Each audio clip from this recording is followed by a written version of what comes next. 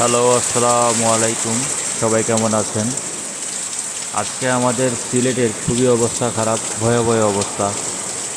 আসলে সকাল থেকে অনেক বৃষ্টি দিচ্ছে, 1 মিনিটের জন্য বৃষ্টি কমতেছে না। তো এরকম যদি বৃষ্টি দেয়, বন্যা হওয়ার সম্ভাবনা আছে। তো আমি সিলেটবাসীর পক্ষ থেকে, আমার পক্ষ থেকে আমি আপনাদের কাছে মিনতি করে সবাই আমাদের জন্য দোয়া করবেন, সিলেটে যেন বন্যা না হয়। কারণ বন্যা হলে অনেকে অনেক ক্ষতির মুখে পড়ে যায়, এটা আপনারাও জানেন, সবাই জানে।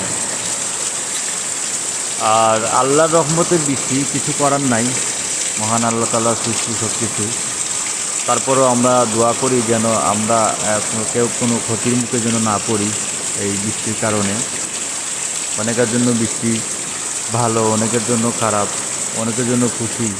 হ্যাঁ, অনেকের ভালো লাগে এই বৃষ্টি, অনেকের ক্ষতি হয়, এটাই স্বাভাবিক।